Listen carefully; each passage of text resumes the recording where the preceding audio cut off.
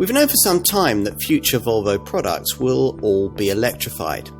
Going forward, the only decision buyers of the brand will really have to make is whether they want to plug their cars in or not. Those who want to attach to the mains will be opting for one of the company's range of recharge models, either a plug-in hybrid or a full electric variant. This was one of the first of the recharge models to be launched, the XC40 Recharge T5 plug-in hybrid.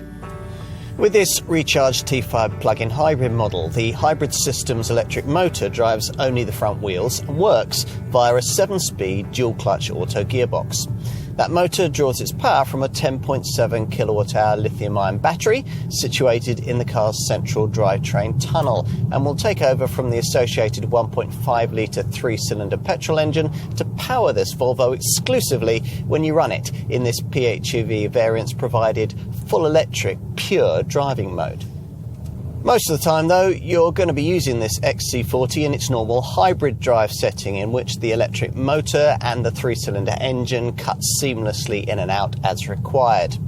The electrified modes have a specific right-hand driving gauge in the instrument binnacle that replaces the rev counter, and a selectable driver performance screen on the centre dash monitor can tell you at any given time what's being powered by what.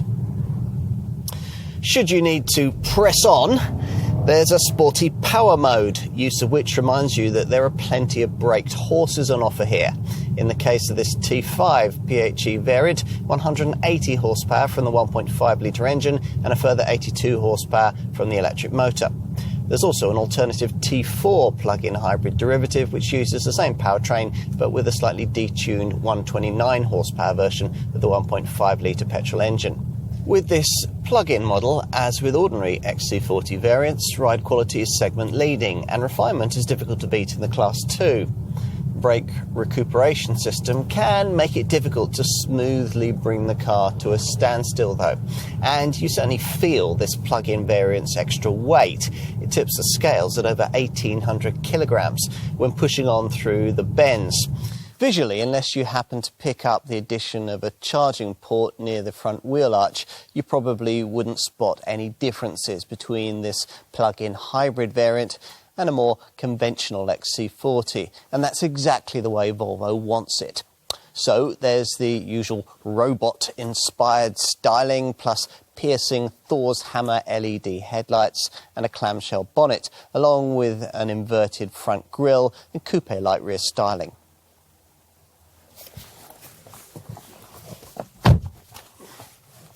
Initially, the cabin seems identical to that of an ordinary combustion engine variant, which means there's a real premium feel.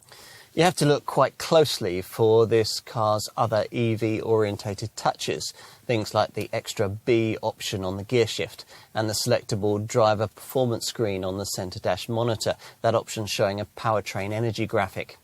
That centre dash monitor, a 9-inch central touchscreen, has been technologically updated by Volvo in recent times and is now powered by Android, which means that you'll get a raft of over-the-air Google features, including Maps and YouTube Music, built in.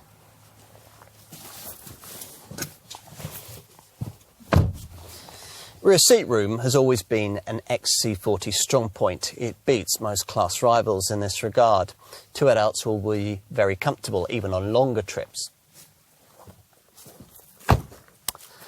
As mentioned earlier, impressively, unlike most PHEVs, the batteries used in this installation don't affect boot space because they're lined along the car's spine rather than under the rear floor. So the ordinary XC40 model's 452-litre luggage capacity figure is unaffected and will be quite sufficient for the needs of most owners.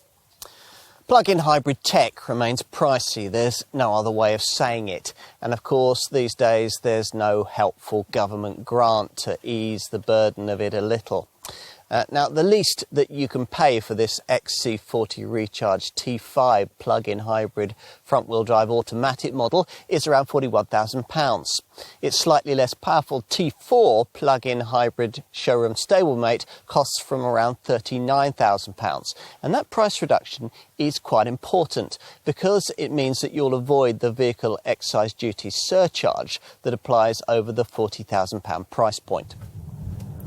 All the efficiency figures for this T5 plug-in hybrid are also exactly replicated by the alternative T4 plug-in hybrid variant.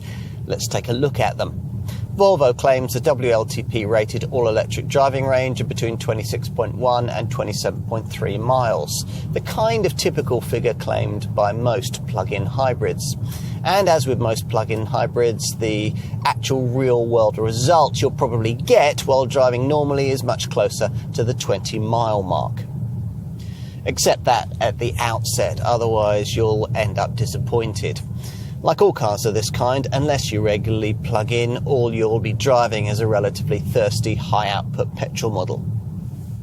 You can monitor your fuel performance and your amount of electrified use via a rather complex graphical display you'll find on the selectable driver performance screen on the centre dash monitor, showing MPG and battery use per mile. You can increase electrical energy harvesting by regularly selecting this model's additional Gearbox B option rather than D. B increasing the amount of regenerative braking when you lift off the throttle. You'll want to tick the box for the £50 optional 3.5 kilowatt-hour Type 2 charger, and with this in place a full charge takes about 3 hours. The Fantasyland official quoted efficiency stats are up to 135.5 mpg on the WLTP combined cycle and up to 47 grams per kilometre of WLTP-rated CO2. As ever, though, the important thing is that the government believes them, hence this model's low 16% benefit-in-kind taxation rate, major incentive for business purchase. Volvo also throws in a year's free electricity usage. For all of Volvo's trumpeted plans for electrification, the truth is that up until now, models from the brand that are truly electrified have made up a tiny part of its overall sales volume. That has to change, and will, with the introduction of models like this one. If you want a compact premium badged SUV with plug-in tech, this is where it's at right now.